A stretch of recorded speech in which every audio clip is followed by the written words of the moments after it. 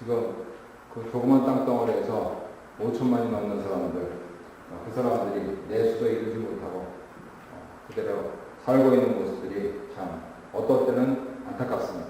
또 상대적으로 더구나 시원한 여름을 나고 있어서 미안한 마음도 들고요. 하지만 늘 그렇듯이 이민의 삶이 편한 것만은 아니어서 왜 캐나다까지 와서 이렇게 사는지 그거는 저도 모르겠습니다. 저도 은퇴하면은 우리 소망의 어르신들께서 참 좋다 하시는 그러한 내용들이 뭔지 만끽할 수 있을지 모르겠지만은 왜 이렇게 떼가는 세금이 많은지부터 시작해가지고 왜 이렇게 돈은 안 벌리는지 왜 이렇게 쫙 구하기는 힘든 것이고 왜 이렇게 신세는 불안정한지 그리고 내가 한국에 있으면은 이러한 삶을 살지 않을 텐데 라고 하는 그러한 회한까지 밀려들기도 합니다. 모두 다 이유가 있습니다. 한국에 계신 분이나 캐나다에 계신 분이나 저마다 다 이유가 있습니다.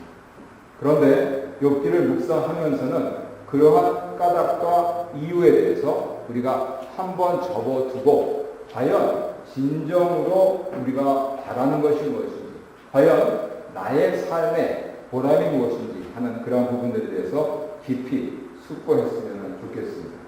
영어 표현에 fair is fair라고 하는 그러한 표현이 있습니다. 내가 예와 아니요 라고 하는 부분들을 분명히 했으면 그것이 나의 이익과 손해와 관계없이 되어질 일은 되어집니다. 그래서 공정한 것은 공정한 것입니다. 의외로 공정한 것은 공정하다고 말을 하시는 분들이 불공정한 것은 불공정한 것이라고 말씀들을 많이 합니다.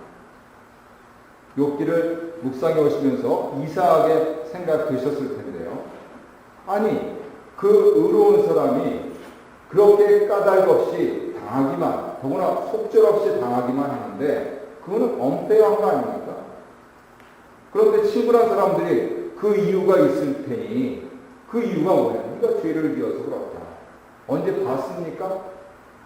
그래서 우리가 하나님 말씀을 듣고 더구나 어렵다고 생각되는 욥기를 들을 때는 페어한 것은 페어한 것이고 언페어한 것은 언페어한 것이다 라고 하는 부분에 대해서 분명히 얘기를 해야 됩니다. 대충 넘어가자 하는 부분들을 성경이 지지를 하지 않고 있다고 하는 것입니다. 물론 나의 삶을 먼저 고찰해야 되겠지만 생로병사 가운데 있는 인생을 살면서 페어한 일도 있고 언페어한 일도 있는데 그 부분들을 제대로 얘기해 줘야 한다는 것이죠. 물론 사회구조는 그것을 뒷받침해 주지 못합니다. 그렇기 때문에 우리는 하나님 말씀에 더 매달리는지도 모르겠습니다. 그 말씀의 능력을 믿고 그 말씀으로 승리하기를 기대하면서 말이죠. 이런 의미에서 불굴의 신앙이라고 하는 부분들, 이 욥기 1장에서 시작해서 2장으로 갔다가 저 뒤에 40장으로 가면은 참 불굴의 신앙, 그 상황에 상관없이 자기의 믿음을 지킨 귀한 분으로 될 텐데 유감스럽게도 7월에 이어서 또 무더운 여름을 계속해서 나야 하는 3장부터 긴 장이 시작됩니다. 왜요? 과연 우리들이 하나님을 제대로 알고 있는가? 라고 하는 부분들을 고찰하기 위해서입니다. 인생으로서는 더구나 하나님에 대해서 생각하는 인생으로서는 과연 하나님 당신은 누구십니까? 내가 1년 전에 10년 전에 아니 우리 아버지께서 우리 할아버지께서 경험하신 그 하나님이 아니시고요. 내가 1년 뒤에 10년 뒤에 적어도 내가 이 세상에서 몸을 두고 있을 동안에는 내가 숨을 넘어가면서 이 세상을 하직하면서 하나님 당신은 이런 분이셨군요 라고 얘기할 수 있는 그 끊임없는 부도의 과정을 겪어가야 한다는 것이죠. 그것이 불굴의 신앙입니다. 남이 그랬으니까 그렇다. 그건 남 얘기입니다.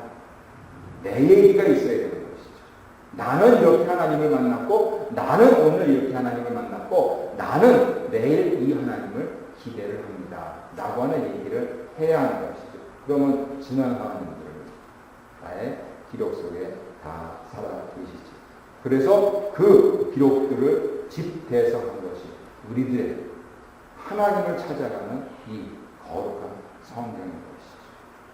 바로 이 이야기 속에 흔히 얘기하듯이 사도행전 29장 찾아보지 마십시오. 사도행전에 29장이 없습니다. 하지만 우리들이 살아가는 이 현재와 내일을 위한 사도행전 29장을 날마다 기록하는 장점을 우리는 갖고 있는 것입니다.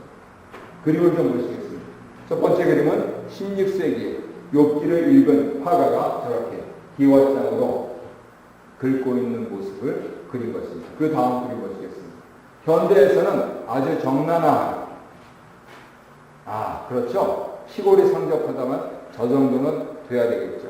그러면서 너희들이 고통을 알아야 라고 하는 질문을 그림이가 하고 있습니다. 오늘 짧은 시간에 욥을 중심으로 하면서 욥의 친구들, 그리고 사실은 이 둘 카테고리 속에 들지 못하는 저와 여러분, 세상을 살아가는 대부분의 많은 사람들, 그 사람들에게 있어서 어떠한 분별이 있을 것이냐, 과연 우리는 하나님에 대해서 어떻게 어프로치하고 있는가 하는 부분들 잠시 생각해 보시는 시간 갖도록 하겠습니다. 첫 번째로는 하나님의 주권 아래에 있는 이들 가운데 당연 주인공은 욥입니다. 그에게 많은 소유가 있었고요, 자녀가 있었고요, 건강했었고요, 관계 좋았습니다. 더구나 든든한 생명, 오래 삶을 살았습니다. 그래서 그는 의인이었습니다. 온전한 사람이었고요, 하나님을 경외하며 악에서 떠난 사람이었습니다. 나아가 그는 경건한 사람이었습니다. 그리고 그의 습관은 완벽했습니다. 심지어는 자기 한 몸뿐만 아니고 자기의 식솔들까지, 자기의 자손들이 혹시 죄를 범했을지 모른다 하여서 일이 끝나고 나면 꼭 하나님께 속죄 제사를 드린 그러한 사람이었습니다. 더할 나위 없는 사람이었습니다. 그의 세상, 그 자신은 온전한 코스모스가 이루어지는 질서 잡힌 그러한 사람이었습니다. 이 사람에게 혼돈이 임합니다. 우리는 신학적으로 이것을 하나님께서 그를 테스트하셨다라고 나중에야 정리를 하기 시작했습니다. 질서 가운데 있던 그와 그의 삶이 흐트러지면서, 아니 완전히 내려앉으면서 그는 혼돈, 카오스를 경험합니다. 어찌할 줄 몰라서 망연자실하여 말도 못하다가, 그리고 3장부터는 아주 험한 말들을 내기 시작합니다. 결론을 알고 있는 우리는 하나님께서는 이 욥을 그렇게 사랑하셨고, 그래도 사랑하셨고, 끝까지 사랑하셨습니다. 그것이 욥기가 전해주는 욥의 모습입니다. 한 가지 더. 하나님께서 사단이 욥을 건드리려고 할 때마다 끝까지 양보하지 않으시는 것이 무엇이냐면 바로 생명입니다. 이 생명은 건드리지 말라는 것입니다. 이것은 비유적으로 하나님의 사랑을 받는 사람들은 하나님으로부터 끝까지 생명을 보장받는다 하는 것입니다. 이것을 현대적인 용어로 풀자면 하나님께서 그의 생명을 영원토록 책임지신다 라고 하는 그러한 것도 되겠습니다. 어떻게 되냐면요, 우리가 의인이 되는 겁니다. 그런데 우리 예수님께서는 이 생명까지도 아버지 앞에 내놓는 일을 실천을 하셨습니다.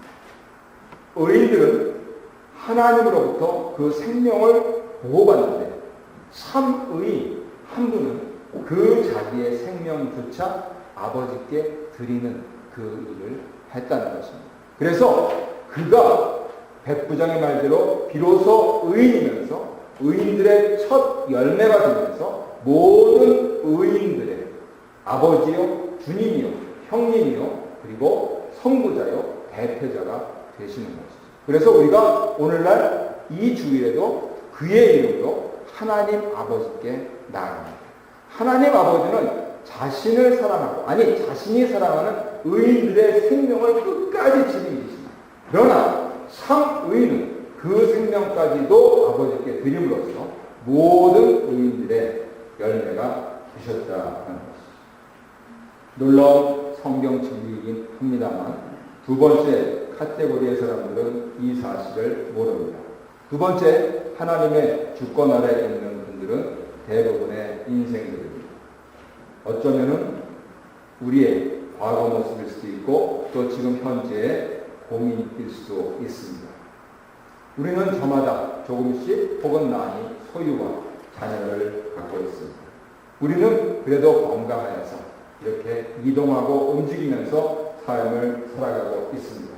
우리는 한 명이든 여러 명이든 여러 관계 속에서 그렇게 살아갔지만 20세기 이후로 두 번의 세계대전을 겪은 인류의 지성들이 아주 적나라하게 그렇게 표시했습니다. 이러한 대부분의 인생들이 결국은 소유와 자녀 때문에 고생이고 건강 때문에 고통이고 관계 때문에 고독을 경험하는 그러한 고백을 합니다. 더구나 이분들은 경건하지 않습니다. 아예 관심도 없습니다. 경건이 무엇입니까? 야고보 장로님은 우리에게 이렇게 말씀하시죠. 고아와 과부를 환난 가운데 돌고 자기를 지켜서 세속에 물들지 않는 것이다. 자기를 지키지 못할 뿐더러 세속에 물들어 있는 것은 당연하고 고아와 과부는 저들이 잘못해서 그렇게 된 것을 왜 내가 거기에 관심을 가져야 되느냐라고 마음속에 생각을 품을 때 경건하지 못한 것입니다. 그들까지도 사랑하셔서 그들에게 생명을 주기를 원하시는 하나님 아버지를 배제하고 있기 때문입니다. 나하고는 상관이 없지만 하나님하고는 상관이 있기 때문에 적어도 예수를 믿는 사람들은 적어도 경건에 대해서 요만큼이라도 생각을 해본 사람들은 그 사실을 외면할 수가 없는 것이죠. 반면에 이러한 세속인들은 약간의 습관을 갖고 있습니다. 자신의 소유를 위하여 자녀를 위하여서 절약합니다. 자신의 몸을 위하여서 운동합니다. 나는 고독하지 않다고 하는 사실을 증명하기 위하여서 여러 가지 모임을 갖습니다. 그리고 그 가운데서 달콤한 사탄의 템테이션에 빠집니다. 세 번째로는 하나님 주권 아래에 있는 이러한 분들 가운데 욥의 친구들로 상징되는 분들이 있습니다. 친구인 줄 알았는데 아는 사람이었습니다. 친구는 뭡니까? 친할지 맺고 옛날부터 나를 알아서 그래서 나를 이해해 줄 수 있는 사람인데 이만큼의 위로나 이만큼의 동정도 없습니다.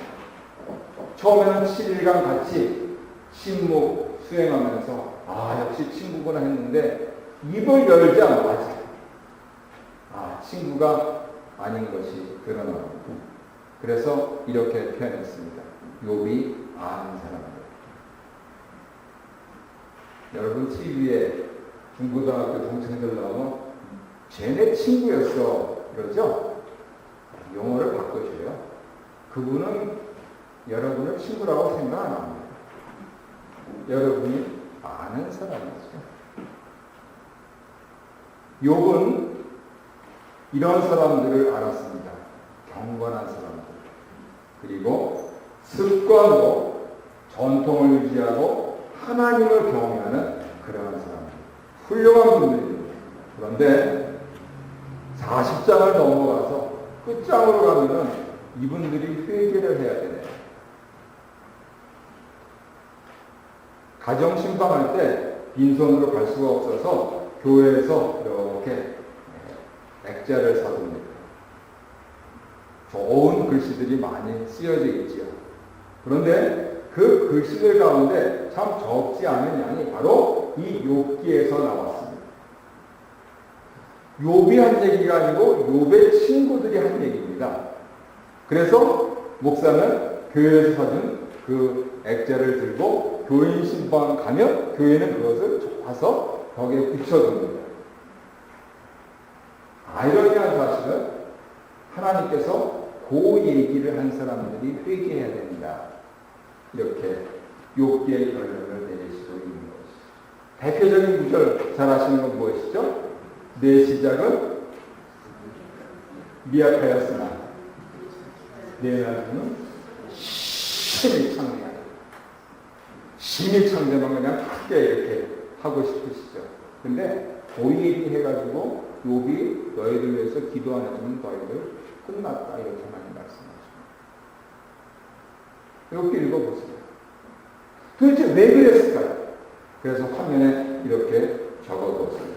그분들의 말이 틀린 게 아니에요. 그 말을 해야 될 때가 있고 그 말을 하지 말아야 될 때가 있는데 그 말을 하지 말아야 할 때 한 그 문제가 있습니다. 전통 좋은 것입니다. 경건 좋은 것입니다. 습관 좋은 것입니다. 하지만 때와 장소를 분간하지 않으면 2%가 모자라요. 대부분이 다 좋은 것입니다.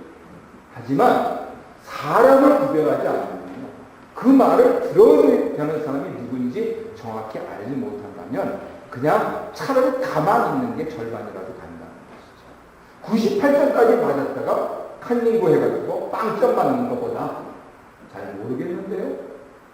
이번에 예일대 교수님 되신 우리 한국가자 신문기사 보신 분 있으시죠? 감명 깊게 읽었는데 그분이 수학을 전공으로 하는데 수학 시험지에다가 나는 왜 데모를 했는가 라고 적어가지고 결국 예일대까지 가서 공부하고 교수가 되셨다는 얘기를 듣고 참 수학도 그렇게 할 수도 있구나 이렇게 생각을 했습니다. 그냥 가만히 있으면 반이라도 간다는 것이죠. 그 상황을 이해해 줄 분이 계신 거예요. 그래서 우리들의 너무나도 좁은 소견, 나만의 질서를 가지고 잣대로 들이대면은 자칫 잘못하면 율법주의에 빠질 수 있고 이 율법주의에 대해서 하나님은 대단히 엄정하시다 하는 것을 바로 우리 주님의 생애를 통하여서도 보여주셨습니다. 당시에 정말 존경할 분들은 바리새인들이었습니다. 그분들처럼 살 사람 있으면 나와보라 그래요. 아무도 그렇게 못 살아요. 오늘날은 뉴욕의 하시린들입니다. 그렇게 살 사람들 있으면 나와보라 그래요. 그런데 그들이 자기네들의 경건을 내면화시켜서 이웃을 사랑하는 것으로 나가지 않고 자기네들의 잣대를 이웃에게 들이댈 때 하나님께서 회칠한 믿음이요 외식하는 자요 라고 하면서 욕을 표했습니다. 독사의 자식들이라고 그랬어요. 그건 제가 지난번에 설명을 드렸기 때문에 생략하겠습니다. 한국말로 하면 더구나 이런 분들은 뜬금 잡는 얘기들을 해요. 기도하면 나온다고 해요. 아니에요. 일해야 나와요. 일을 하고 기도를 하는 것이지 기도하면 나온다고 얘기하면 그 말이 틀린 게 아니니까요.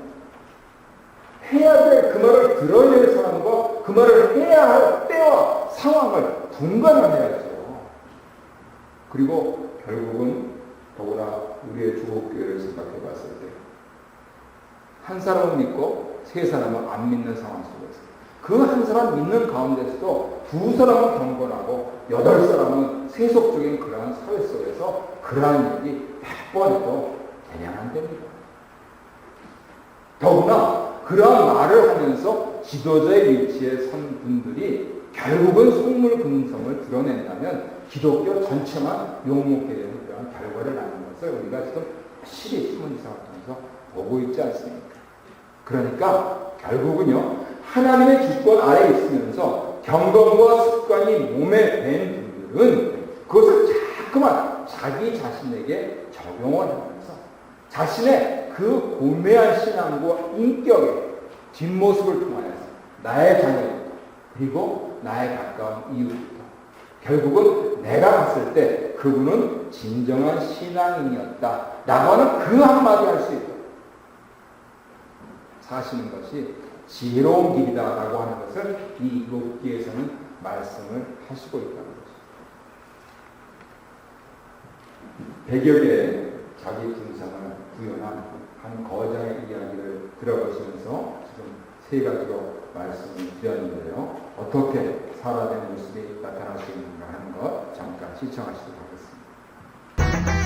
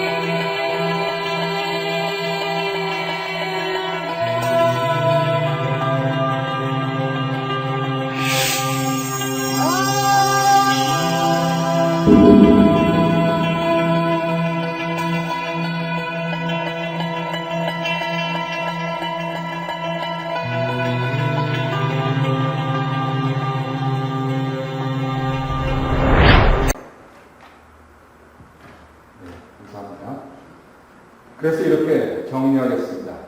하나님의 주권 아래에 있는 이들, 거저는 100여 가지의 그러한 그림으로 표현을 했는데 오늘 3가지로 말씀을 드렸습니다. 하나님께 복을 받아서 행복한 사람, 소유로, 자녀로, 건강으로, 관계로, 생명으로 축복받은 그 인생을 살아가는 사람들. 반면에 같은 것을 가졌어도 그것을 고생으로, 고통으로, 고독으로 여기는 가운데 그 진정한 주인이 누구신지 모르는 그러한 분들. 행복한 사람은 다복할 수도 있고 박복할 수도 있습니다. 하지만 적어도 하나님께서 마지막 장에서 그에게 다시 권유하시듯이 다른 이들을 위해서 강복하실 수가 있습니다. 그런 분만이 예수님 앞에서 예복을 입으실 수가 있는 것이죠. 적은 것이든 많은 것이든 받았더라도 삼중 것 속에서 힘들게 사시는 분들은 결국 인생의 세파에 굴복하고 맙니다. 이유는 나한테 있지만 그것을 남 탓으로 여기면서 계속 보복하려는 삶을 살죠. 그런 분들은 결국 죽음이 끝이라고 생각하면서 소복밖에 입을 수가 없습니다. 결국 성경은 우리에게 경건과 그 경건의 습관을 통하여서 하나님께서 그것을 비록 테스트하실지라도 내가 질서 지어졌던 데서 혼돈 가운데 빠지는, 사실은 이 캐나다를 살면서 얼마나 그럴 확률이 있는지는 모르겠습니다만 욥과 같은 경우는 상정할 필요 없이 그 작은 그저 가시 하나 찔린 듯한 그런 아픔 속에서 온몸을 움켜쥐는 그러한 과장보다는 하나님께서 테스트 하신다. 그러면 이 혼돈이 지날 때 하나님께서 다시 나에게 코스모스를 주시겠지 하시면서 축복된 인생을 살아간다면 이 세파를 극복하실 수가 있습니다. 적어도 하나님께서는 끊임없이 욥을 테스트하셔서라도 설복하시려고 하는 것이죠. 다른 세상의 많은 사람들이 사탄에게 항복할지라도 적어도 우리 믿는 사람들, 하나님을 경외하는 사람들은 하나님께 설복당하는 것이 마땅한 일입니다. 서두에서 말씀드린 우리 예수님은 누가복음을 보시면은 먹벌, 술 주정뱅이, 죄인들의 친구다. 아까 독사의 새끼처럼 점잖게 번역을 해서 그렇지 이 3가지 뜻이에요. 먹벌, 술 주정뱅이, 죄인들의 친구. 그런데 그분은 인생을 즐기셨습니다. 아주 짧은, 이미 이 자리에 계신 모든 분들이 이 생을 사신 그분의 나이를 훌쩍 뛰어넘으셨는데 그 짧은 생을 사시면서 참으로 인생을 즐기신 것이죠. 껄껄껄 웃으시면서 그리고 인생을 구하셨습니다. 그리고 마침내 자기의 생명까지 생명의 주인이신 하나님께 온전히 드림으로써 생의 주인이 되셨습니다. 과연 나의 자화상은 어떻게 될 것인가 하는 분들 궁금하지 않으십니까? 해가 갈수록 세월이 가고 결국 그날은 올 것인데 과연 나는 하나님 앞에서 어떤 모습일까 하는 부분들 우리가 욥기를 묵상하면서 깊이 묵상하셨으면 좋겠습니다. 그래서 욥기를 묵상하는 예수님들에게 이런 결론의 질문을 드립니다. 나에게 하나님은 과연 누구십니까? 내가 그분을 모르는 무지에서 과연 당신은 누구십니까? 라고 하는 질문에서 시작해서 그러셨군요 라고 하는 지혜로 나아가겠습니다. 둘째로 나는 타인과 자연에게 누구입니까? 삼중고 속에서 허덕이는 인생입니다. 율법주의 속에서 괜히 남 탓만 하는 그런 사람입니다. 아니면 다 같이 힘들게 사는 이 삶, 복된 인생으로 살아가는 사람입니다. 그것은 결국 우리가 이 하나님 주신 말씀을 어떻게 읽고 그 말씀을 어떻게 실천하느냐 여기에 달렸습니다. 오늘 짧게 설명드린 욥기 묵상법을 통하여서 욥기가 끝났을 때 그 알 수 없는 환한 미소를 지으시는 우리 가족들이 되셨으면 좋겠습니다.